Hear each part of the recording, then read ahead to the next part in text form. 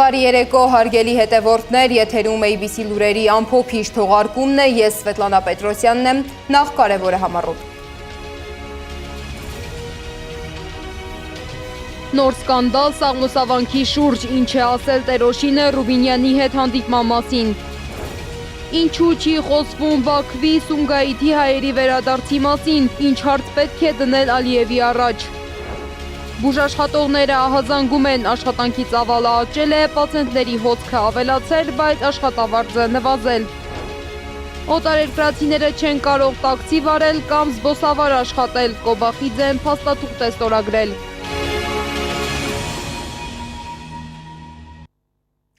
Նոր սկանդալ այս անգամ Սաղմոսավանքի շուրջ։ Իշխանության եւ եկեղեցու միջև լարվածությունը տեղափոխվել է Արագածոտնի մարզ։ Թիրախում Սաղմոսավանքի հոգևոր հովիվ Տեր Օշինն է։ Ազգային ժողովի փոխոսնակ Ռուբեն Ռուբինյանը ոչ միայն գրառում է արել նրա հասցեին, այլև անձամբ այցելել է վանք։ Մեծ զրույցում Տեր Օշինը Ռուբինյանի այցը մեկնաբանել է այսպես. Սաղմոսավանք շատ մարդիկ են գալիս ու գնում, Ռուբինյանն էլ նրանցից մեկն էր, եկավ գնաց։ Հարցին ինչ էր ուզում ազգային ժողովի փոխոսնակը, հոգևորականը պատասխանել է. Ինձանից ոչ ոք ոչինչ չի կարող ուզել, ամեն ինչ նորմալ է։ Չեմ մեկնաբանում նրա գրառումը, այսօր կարող են հոգևորականի փոխարեն ինչ ասես գրել ու հրապարակել։ Միջադեպին արձագանքել է նաև նույն թեմի հոգևորական քահանա Տեր Վրթանես Բաղալյանը։ Մենք էլ մյուս քահաներս էլ խոսում ենք, որ կնքահայրը պետք է պարտադիր հայ եկեղեցու անդամ լինի, աստվածասեր լինի, հայրենասեր լինի, հավատավոր անձ լինի։ Եվ Տերայրը նաև այդ ամենին ավելացրել է, չպետք է հայրենավաճառ լինի, դավաճան լինի, ուրացող լինի, ես էլ եմ այդ կարծիքին, որ պիտի չլինի, բայց որ Ռուբինյանը իրենց վրա է վերցրել դա, ցավում եմ Ռուբինյանի համար։ Տերայրը չի հանձնավորել, կոնկրետ ասենք, որևէ մեկի մասին վիրավորական բան չի ասել, ընդհանրապես խոսել է հայրենասեր, աստվածասեր, եկեղեցասեր, կնքահայր ունենալու մասին։ Իսկ հպաղականներից չգիտեմ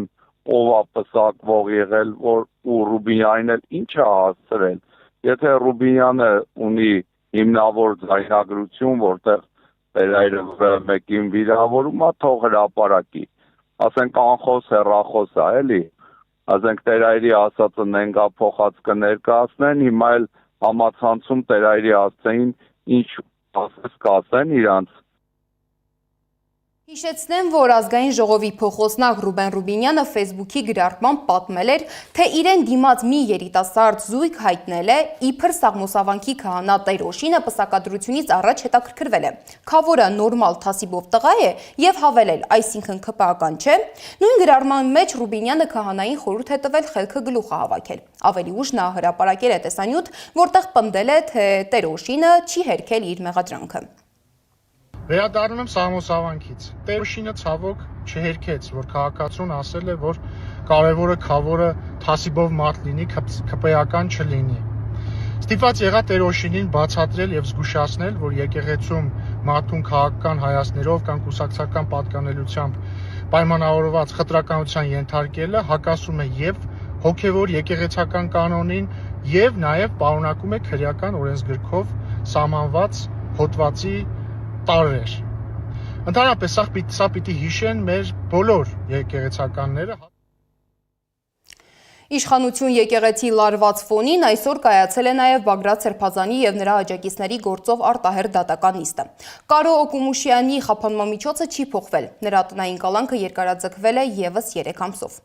Մովսես Շարբաթյանի նկատմամբ կիրառվել է վարչական հսկողություն։ Նա շաբաթական 2 անգամ պետք է ներկայանա պրոբացիայի ծառայություն, չի կարող առանց թույլտվության լքել բնակության վայրը, իսկ երեկոյան ժամը 23-ից մինչև առավոտյան 8-ը պարտավոր է գտնվել տանը։ Բացի այդ, նրան արգելված է այցելել մարդաշատ եւ ժամանցային վայրեր։ Փոխվել է նաեւ Սրբազան պայքարի գործով անցնող Արմեն Ալեքսանյանի խափանման միջոցը։ Նրա նկատմամբ տնային կալանքը վերացվել է, կիրառվել է վարչական վերահսկողություն։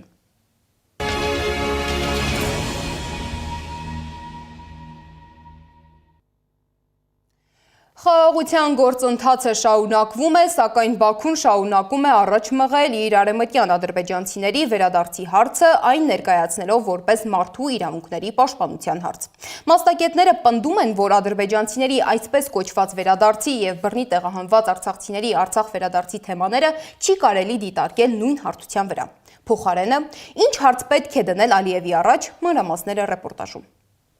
Վերջին լաստանավերով Ադրբեջանում Բաքվում հայերի ցեղասպանություն ու ցեղասպանության ժամանակ Գրիգորի Այվազյանն է, Բաքվում ծնված, Բաքվի հայերի ջարդերն իր աչքերով տեսածներից մեկը։ Շատ մարդիկ ասում են, որ պատերազմից ավելի վատ բան չկա այդ աշխարհում։ Ես պատասխանատու ձեզ հայտարարում եմ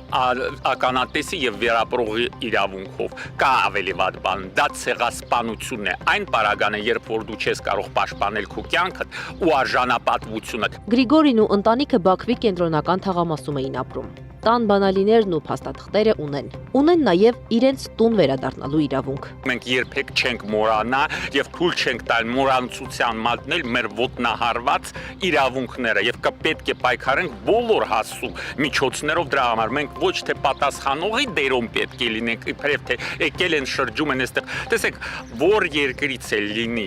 ազգությամբ հայը, ըստ էության Ադրբեջան մուտք նրա համար արգելված է։ Ի տարբերություն Ադրբեջանի, Հայաստանում հանգիստ ճամփորդում են ադրբեջանցիները։ Ամասիայից Գյումրի, Գյումրիից Երևան։ Այլոշ պոևսին է դիտում, այլոշ։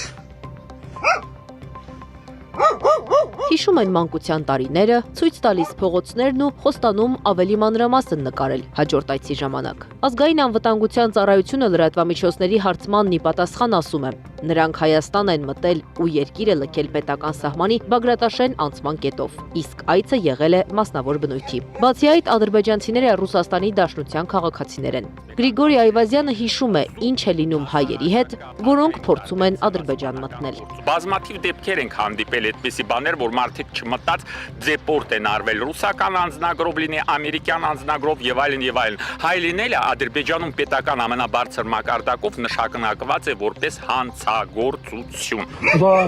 բախտյար դանջումներից տեսանն է։ Ադրբեջանցիները Հայաստան են եկել Իլհամ Ալիևի Ֆրանս 24-ին տված հարցազրույցից հետո, երբ Ալիևն անդրադառնում է ադրբեջանցիների այսպես կոչված վերադարձի հարցին։ Հավասարության նշան դնում նրանց եւ արցախցիների վերադարձի հարցերի միջև։ The right for return is universal right. Վերադարձի իրավունքը հիմնարար իրավունք է, եւ Ադրբեջանը կդիտարկի այն, եթե նման դիմում ստանա, բայց միևնույն ժամանակ մենք ակնկալում ենք նույն վերաբերմունքը 100 հազարավոր ադրբեջանցիների նկատմամբ, որոնց մենք կոչում ենք արևմտյան ադրբեջանցիներ, որպեսզի նրանք էլ վերադառնան այսօրվա Հայաստան։ Վերադարձի իրավունք ունեն եւ արցախցիները, եւ Սումգայիթից, Բաքվից տեղահանված հայերը, բայց նրանց վերադարձի հարցերը նույն հարթության վրա չեն, ասում է Լարիսա Ալավերդյանը։ ՄԱԿ-ի անվտանգության խորհրդի մշտական անդամ պետությունների ներկայացուցիչները գրեթե 30 տարի շփվում էին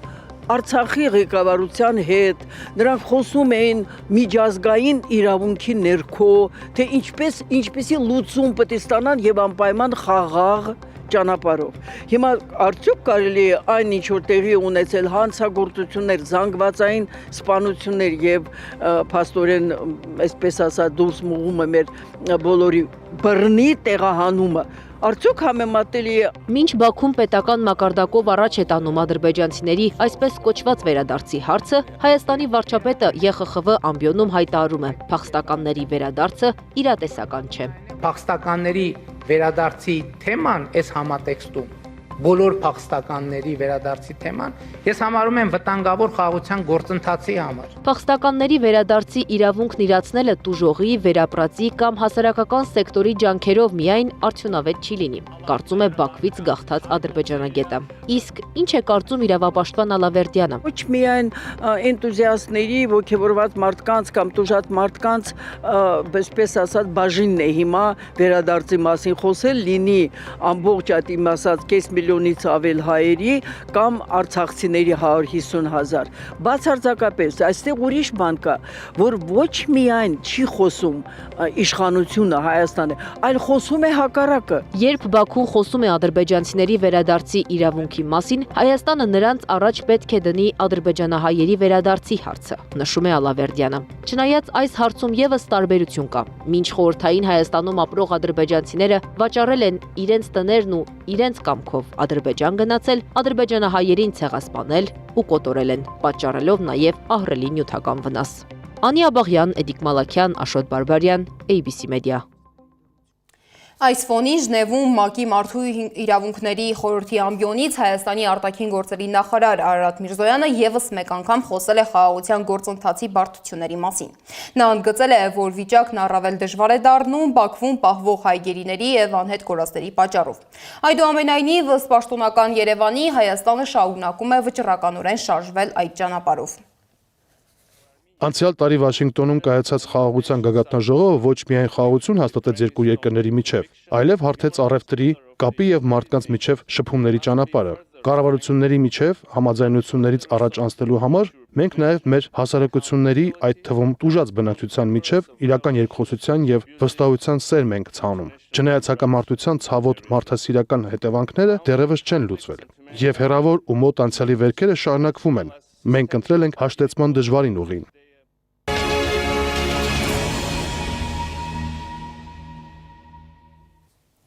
Ազգային ժողովի դիմաց բողոքի ակցիային կազմակերպել բուժաշխատողները։ Նրանք նամակ են հանձնել ազգային ժողովի նախագահին, պահանջելով խորհրդարանական լսումներ կազմակերպել առողջության համապարփակ եւ պարտադիր ապահովագրության ծրագրի բացերի եւ ռիսկերի վերաբերյալ։ Բուժաշխատողները պնդում են, որ աշխատանքի ծավալը աճել է, պացիենտների հոսքը ավելացել, բայց աշխատավարձը նվազել։ Բողոքի ակցիային ներկայ է եղել իմ գործընկեր Անահիտ Սարգսյանը։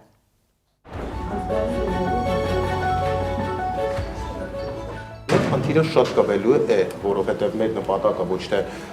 լրատվամիջոցներին անընդհատ գործից կտրել բերել ու ուշադրություն կենտրոնացնելն է, այլ որ այդ խնդիրը լուծվի եւ բուժաշխատողները վերադառնան իրենց բնականոն աշխատանքին։ Շուրջ 30% ցածր եւ ուշացող աշխատավարձ, բուժծառայությունների սակագների նվազում, ծանրաբեռնվածության աճ եւ այլ խնդիրներ։ Բուժաշխատողները նամակներ հանձնեցին ազգային ժողովի նախագահին եւ խմբակցություններին։ Նպատակը մեկն է՝ համատեղ քննարկել եւ լուծումներ գտնել։ Առողջապահական ապահովագրությունը մեկնարկվեց առանց պատշաճ իրազեկման, թե բուժաշխատողներին իրենց անելիքների մասին, թե քաղաքացիներին ինչ իրավունքներ ունեն։ Երկրորդը դեկտեմբերի 31-ին հիվանդանոցների հետ Zoom հարթակում ինչ-որ փաստաթղթեր էին ուզում, այսինքն անգամ չունեին պայմանագրեր հիվանդանոցների հետ, սակայն հունվարի 1-ից մեկնարկվում էր համակարգը։ Եթե համակարգը պատրաստ լիներ եւ ժամանակին շտկվեին բացերը, այսօր խնդիրների մեծ շղթա չէր կուտակվի։ Բուժաշխատողների աշխատավարձի թերի հաշվարկումից մինչև ժամանակատար թղթաբանություն։ Ծանրաբեռնվածությունը հատկապես արտահիվանդանոցային բլոկում բավականին շատ է, մարդիկ բժիշկները ամբողջ օրը անհասկանալի թղթաբանության մեջ են եւ շատ կարեւոր եւ լուրջ խնդիր է առմետ համակարգի չաշխատելը, որովհետեւ ժամերով առմետ համակարգը կարող է չաշխատել, որի արդյունքում անգամ մի դեղատոմս գրելը դառնում է խնդիր բժիշկների համար։ Հիվանդանոցները շատ ծանրաբեռնված են, մարդիկ ոչ սուր դեպքերով բավականին շատ են դիմում, կուտակվում են հերթեր, բայց առաջնահերթ խնդիրը, որով դիմելու են կառավարությանը, սակագների վերանայումն է, նշում է Առողջության իրավունք հասարակական կազմակերպության նախագահ Անուշ Պողոսյանը։ Որովհետև երբ որ քեյսերը ինքնարժեքից ցածր են դրվում ապահովագրական փոխհատուցումները, ապա դրանք եւ սև շրջանառության պատճառ կարող են դառնալ եւ բժիշկների կողմից անհատական չցանկանալը ապահովագրական հիվանդին սպասարկելը, ինչպես նաեւ այդ սակագնից է ձևավորվում բուժաշխատողների աշխատավարձը։ Բողոքի հիմնական պատճառը հենց սակագներն են։ Բուժաշխատողները դժգոհում են եւ այդ դժգոհությունը ըստ մասնագետների արդարացի է։ Բողոքում են ու արդարացի են բողոքում, որովհետև 19000 աշխատավարձով այսքան լրագրողներ, օպերատորներ, падգամավորներ, այդքան մարդ կա, ով 19000 աշխատավարձով կաշխատի։ Գնացեք, տեսեք պոլիկլինիկայի հերթերը։ Ոչ բնակչությունը, ոչ էլ բուժաշխատողները դեռ պատրաստ չեն ներդրված թերի համակարգին, նշում է Գրիգորյանը։ Բուժաշխատողը կարող է ամբողջ այդ հերթը սպասարկել ու վերջում 19000 դրամ ստանալ։ Ու այդ հերթը, որ դուք մտնեք տեսնեք, դա մեկ անգամյա հերթն է լինելու, բայց ամեն օրը այդպիսի հերթ։ Մարդիկ գնում են ինձ ձայնային հաղորդագրություններ են ուղարկում, որ մարդիկ գնում են, մտնում են բժշկի մոտ, ասում են ձրի է, գրի գնամ MRT անցնեմ, ձրի է, գրի գնամ ԿՏ անցնեմ։ Ախր չի կարելի։ Բուժաշխատողների նամակները հանձնված են։ Առաջարկները կան, միայն որոշող օղակների հետ քննարկումն է պակասում։ Եթե խորհրդարանական լսումներ չլինեն, գործադուլը չեն բացառում։ Անահիտ Սարգսյան, Տարոն Ղանդիլյան, Նոնա Գևորգյան, ABC Media։ Բողոքի ակցիային զուգահեռ ընթանում էր Երևանի քաղաքապետարանի գործակարգավարական նիստը։ Նիստի հիմնական թեման եղել է մայրաքաղաքի ճանապարհների անմխիթար վիճակը, կիսատնորոգումները, խցանումները եւ քաղաքացիների դժգոհությունը։ Քաղաքապետը ընդգծել է, որ կատարվող աշխատանքները մեծ են, բայց դրանք դեռ չեն բավարարում խնդիրների լուծմանը։ Փոսերի խնդիրը մայրաքաղաքում շարունակում է մնալ արդիական։ Քաղաքապետարանի փոխանցման փոսալցման աշխատանքները նույնպես ընթանում են, սակայն արդյունքները շատերին չեն գոհացնում։ Երևանի քաղաքապետարանի գործավարական նիստում ստվերում չմնացին Ավինյանին հուզող հարցերի պատասխանները։ Մինչ այս պահը կտրվել է մոտ 15000 քառակուսի մետր ասֆալտ-բետոնյա ծածկույթ եւ տեղադրվել է մոտավորապես 13000 քառակուսի մետր ասֆալտ-բետոնյա ծածկույթ եւ տեղային լուծումներ են տրվել մոտ 320 ժամանակավոր տեղային լուծում են տրվել մոտ 320 փոսի, որը գույքագրված է։ Քաղաքապետը թեմա է բացում նաեւ բիտումի մասին։ Նորքի պատասխանատու ինժեներները ուր էին, որ առանց բիտում ասֆալտ էին լցնում, պարոն Սևոյան։ Պարզվեց շատ անհարմար պահի է նկարահանումը տեղի ունեցել, իսկ Ավինյանի մեկնաբանմամբ անվերահսկելի հին հայկական մեթոդներով աշխատանք է կատարվել։ Թոթովից ընդհանուր ծավալը մեծ էին վերցրել շինարարները։ Վերևից ասենք թափելով գալիս էին դրա համար։ Չեմ հասել են այդ հատվածը։ Նկարանը տեղի ունեցել։ Իսկ թե որ ընկերության պատճառով Բալաուի մեկ ընկերությունը թող մի հատ իրան կարգի բերի։ Կամ լավ ասենք որ դառնա, էլի, ասենք բիտումի վրա 2 կոպեկ ավել փող, ասենք վաղը չեն ունենա այլևս պատվեր, իրանք գիտակցում են դա։ Աշխատանքների ձախողման պատճառը միաժամանակ երկու տեղում աշխատելն է, ասում է Սևոյանը, իսկ Ավինյանը անիմաստ համարում նման աշխատանքը։ Ախր պարոն Սևոյան, երկու տեղով որ սկսել եք, հիմա երկու տեղով էլ եթե անորակ եք անելու, եթե երկու տեղով է խնդիր լինելու տարվա վերջը, իմաստ է սկսելու այդ փողը ծախսելու։ Պարոն քաղաքապետի ներկա եղած ժամանակ այնտեղ մարդիկ բիտումը լցրել են ու ավելի շատ։ Հենց խնդիրը այդտեղ է, որ ձեր ներկա եղած ժամանակ այնտեղ, եւ որ դուք ներկա չէիք փաստացի, մենք տեսնում ենք, որ չեն լցրել։ Թե ինչպես պետք է լուծվի փոսերի խնդիրը, քաղաքապետարանից պատասխան չկա։ Բայց Աջափնյակում կատարվող աշխատանքներից ոչ միայն գոհ են,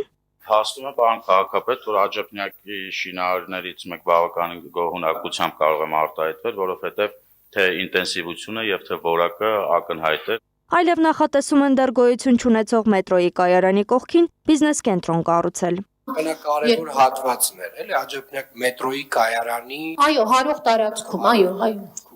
Իսկ մինչ այդ մայրաքաղաքում փոսերն ավելանում են, պատասխանատուները արդարանում, իսկ քաղաքացիները շարունակում տուժել։ Անահիտ Սարգսյան, Նոնա Գևորգյան, ABC Media։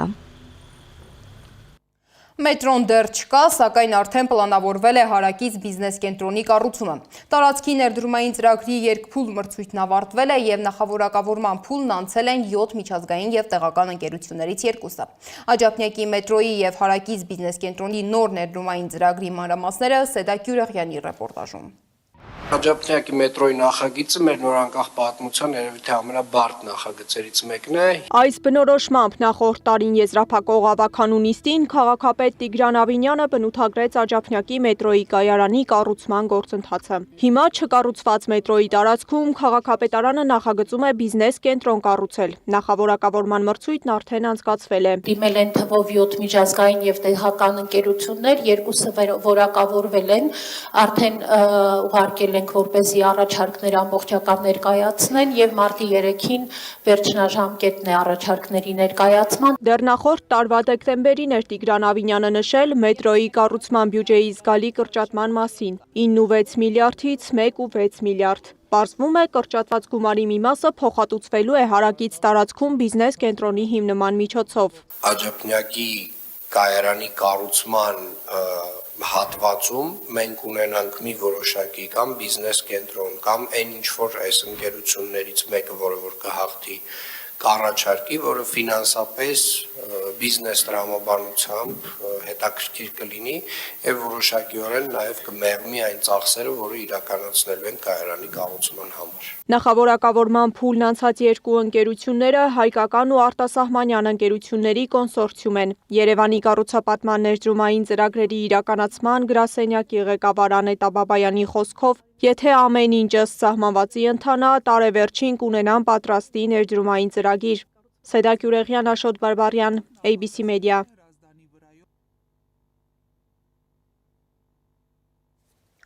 Երևանում վերջերս բացված ավտոբուսային առանձնացված գծերը նախատեսված էին հանրային տրանսպորտի երթևեկությունը արագացնելու համար, սակայն արդյունքը շոշափելի չէ։ Փողոցները նեղացել են, խցանումները ավելացել, բայց արդյոք ավտոբուսային առանձնացված գծերը իսկապես կարող են թեթևացնել երթևեկությունը եւ ինչ պայմաններում արդյունավետ կաշխատեն, Սեդա Մակարյանն է պատմում։ Մայրաքաղաքում արվել են հատուկ գծանշումներ ավտոբուսների համար երթևեկությունը թեթևացնելու նպատակով։ Այն, որ ավտոբուսի գծերը թեթևացրել են դրանով երթևեկողների կյանքը, փաստ է։ Միաժամանակ բարդացել են տաքսու վարորդների եւ սեփական մեքենաներ ունեցողների կյանքը։ Հասարակության բոլոր շերտերի համար հարմար երթևեկություն մայրաքաղաքում ապահովելու մեխանիզմներ այս պահին չկան։ Դե իսկ արված գծանշումներն էլ այս պահին մաքրվել են ու չեն թարմացվել քաղաքապետարանի կողմից։ Խցանումներ, ազդանշաններ, աղմուկ ու նյարդային վարորդներ։ Երևանի խցանումների խնդիրը շարունակում է անլուծելիներից մեկը մնալ։ Թանկ կարմիր գծեր կամ ավտոբուսի գծեր, սրանք հարցի լուծման քաղաքապետարանի տարբերակներն են, որոնք այդքան էլ արդյունավետ չեն։ Երևանում վերջին ամիսներին ավելացող ավտոբուսի առանձնացված գծերը պետք է արագացնեին հանրային տրանսպորտի շարժը, սակայն վարորդների մի մասը պնդում է արդյունքը հակառակն է, փողոցներն ավելի են նեղացել, մեքենաների համար նախատեսված հատվածը փոքրացել է, իսկ խցանումները երկարել։ Եթե ավտոբուսը երթևեկի բացառապես իր համար նախատեսված գծով ոչ մի անհարմարություն չի լինի, բայց որպես կանոն ավտոբուսի վարորդը սիրում է 1-3 գիծ թռչել ու հակառակը, ու չեն էլ նայում, թե քանի մեքենայի համար են վթարային իրավիճակ ստեղծում։ 3 մեգամոլի դիմաց կանգնած ուղղակի նայում էի, թե ինչքան անիմաստ են այդ գծերը։ 2 գիծը, որ նախատեսված են ավտոբուսի ու աջ թեքվելու համար, լրիվ դատարկ էին։ Իսկ այն մյուս 2 գիծը ամեն լուսացույցին հազիվ թե 5-ից 6 մեքենա էր անցնում։ Կարծում եմ մի այլ բան է հարկավոր մտածել։ Ավտոբուսի կանգառները առնվազն 50 մետր պետք է հեռու լինեն խաչմերուկներից եւ լուսացույցով անցումներից, որպեսզի խցանումներ չլինեն եւ ավտոբուսները չխոչընդոտեն երթևեկության մեջ գտնվող մյուս վարորդներին։ Որպես վարորդ շատերը դժգոհում են, իսկ որպես ուղևոր հակառակը գոհ են, որ ավտոբուսները քիչ են կանգնում խցանումներում։ Ավտոբուսի գծերը խանգարում են վարորդներին, թե օգնում են երթևեկությանը։ Նայած որ հատվածում։ Մասիվի հատվածում չի խանգարում, նորմալ է, բայց նեղ փողոցներում խանգարում է։ Չէ, օգնում է։ Լավ բան է ընդհանրապես, բայց տեղեր կա որ խանգարում է, գծեր կա որ, եսիմ տեղեր կա որ ուզում են կանգնենք, մի քիչ անհարմար է, նկարում ես ակտեր է գալի։ Խանգարում են։ Մենք ճանապարհներ չունենք, մեր ճանապարհները շատ նեղ է, այդ պայմանները չկա, խանգարում է, շատ դժվար։ Ժամանակ կա որ խանգարում է, բայց տեղեր կա որ շատ ճիշտ ավտոբուսներ համար, որպեսզի ընդհանուր ժողովուրդը կարողանա ժամանակին տեղ հասնեմ։ Օրինակ Գայի պողոտան, երբ որ 3 գիծը չէր հասցնում տաներ, 2 գիծը ոնց կարա տանի։ Աշխարհի տարբեր քաղաքներում ավտոբուսի գծերը կիրառվում են տարբեր մոդելներով։ Օրինակ Լոնդոնում դրանք հաճախ գործում են ժամային սահմանափակումներով առավոտյան 7-ից մինչև երեկոյան 19-ը։ Իսկ որոշ հատվածներում թույլատրվում է նաև տաքսիների երթևեկությունը։ Խախտումները ֆիքսում են տեսախցիկներով։ Տուգանքները հասնում են 80-ից 160 ֆունտի։ Փարիզում եւս ավտոբուսի գծերը որոշ դեպքերում հասանելի են տաքսիների համար։ Երևանում փորձել են ներդնել Նյու Յորքի կիրառվող մոդելը, սակայն ըստ մասնագետների լիարժեք հաշվի չեն առնվել քաղաքի չափերն ու փողոցների լայնությունը։ Մեր մայրաքաղաքը մեծ մեգապոլիս չէ։ Պատշաճ տեղային հետազոտություն չի արվել, այսինքն տեսել են ինչ-որ հաջողված մոդել այլ քաղաքներից, այլ քաղաքները որևէ կրիտերիայով Հայաստանի, Երևանի հետ համեմատելի չեն, ուղղակի սիրուն պատկերով լրահոսում է լավ վերնագիր տալու համար, ասում են, որ փորձում են Նյու Յորքին նմանվել, իրենք տեսնեն Երևանը, օրինակ Թիֆլիսի հետ համեմատականին, տեսնեն հանրային տրանսպորտը այնտեղ ինչպես է գործում, եւ այդ գծերը նաեւ որքան միայն հանրային տրանսպորտի համար ոնց են գործում, Վրաստանում իրանք չեն տեսնի տեղեր, որտեղ կա պարկովկա, այսինքն մեջտեղի պայմանական կարմիր գծերը, դրանից հետո ավտոբուսի գիծ, որովհետեւ այո, դա մեծ խնդիր է առաջացնում Մինչ քաղաքացիները դժգոհում են գծերի առաջացրած խցանումներից, քաղաքապետարանի տրանսպորտի վարչությունը նշում է, որ դեռ սեպտեմբերի գործակարգավարական նիստի ժամանակ հայտարարել են 2024-ից 2025 թվականներին խցանումների փոփոխություն գրեթե չի եղել։ Ավելին, դրական դինամիկա են նկատում ավտոբուսի գծերը ներդնելուց հետո։ Երևան քաղաքում երթևեկության բոլոր փոփոխությունները, որոնք որ իրականացում են, ունեն մեկ հիմնական նպատակ՝ դա հանրային տրանսպորտի առաջնահերթությունը ընդգծելն է, հանրային տրանսպորտին առաջնահերթություն տալն է եւ որոշ դեպքերում դա պետք է լինի ի հաշիվ նաև ավտոմեքենաների։ Այդուամենայնիվ քաղաքապետարանից նշում են, շարունակում են ուսումնասիրել փոփոխության առավելություններն ու թերությունները, խոստանում են վերջում ամենաէֆեկտիվ տարբերակն են ներդնելու։ Երևանի ավտոբուս Փակ բաժնետիրական ընկերության մամուլի քարտուղար Գեգամ Ստեփանյանն էլ այլ բողոք ունի։ Ըստ նրա, անձնական մեքենաներով եւ տաքսու վարորդներն էլ իրենց հերթին են խախտումներ անում եւ երթևեկում են ավտոբուսի գծերով։ Ավտոբուսների համար առանձնացված երթևեկելի գոտի թե տաքսի ծառայության մեքենաներ, թե սովորական մարդատար մեքենաներ մուտք են գործում ու այնտեղով վարում, առնվազն այդպիսի դրվագներ մենք բոլորս էլ քաղաքում բազմաթիվ դեպքերով տեսել ենք, իսկ եթե ավտոբուսները շրջանցում են իրենց համար նախատեսված երթևեկելի գոտին ու մտնում այլ երթևեկելի գոտի, այս դեպքում եթե փաստ չունենք, պետք է առաջնորդենք տրամաբանությամբ։ Մինչ քաղաքապետարանը փնտրում է հարցի կարգավորման լավագույն տարբերակը, քաղաքացիները շարունակում են ծանրաբեռնված քաղաքում երթևեկել, հաճախ ուշանալով աշխատանքից կամ դասից։ Սեդա Մակարյան, Սեդա Գյուրեղյան, Էդիկ Մալաքյան, Գեգամ Ղազարյան, ABC Media։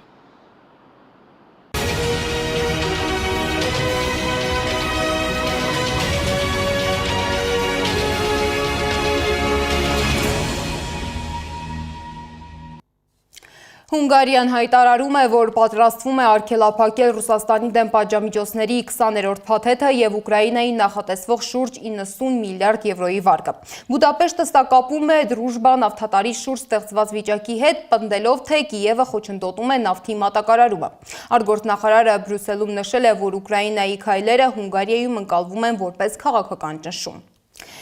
Նման դիրքորոշում է հայտնում նաև Սլովակիան։ Վարչապետ Ռոբերտ Ֆիցոն հայտարարել է, որ եթե Ուկրաինան չվերականգնի ռուսական նավթի տարանցումը, Բրատիսլավան կդադարեցնի Ուկրաինայի էլեկտրաէներգիայի մատակարարումը։ Նրա խոսքով երկիրն արդեն հարյուրավոր միլիոնների վնաս է կրել գազի եւ նավթի մատակարարումների խափանումների պատճառով։ Կիևն էլ իր հերթին պնդում է, որ նավթի մատակարարումների խափանումները կապ ունեն ռուսական հարվածների հետ։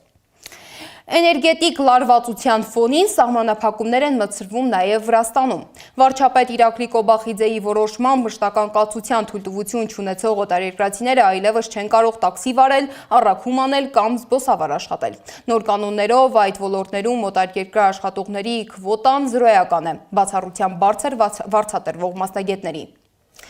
Այս ժամի համար նախատեսել էինք այսքանը, շարունակեք հետևել մեզ YouTube-ում, Facebook-ում, Telegram-ում, WhatsApp-ում, Instagram-ում ու TikTok-ում կամ այցելեք մեր պաշտոնական կայք 3w.abcmedia.am։ Շնորհակալություն, որ մեզ հետ էիք, մնացեք խաղաղությամբ, բարի գիշեր։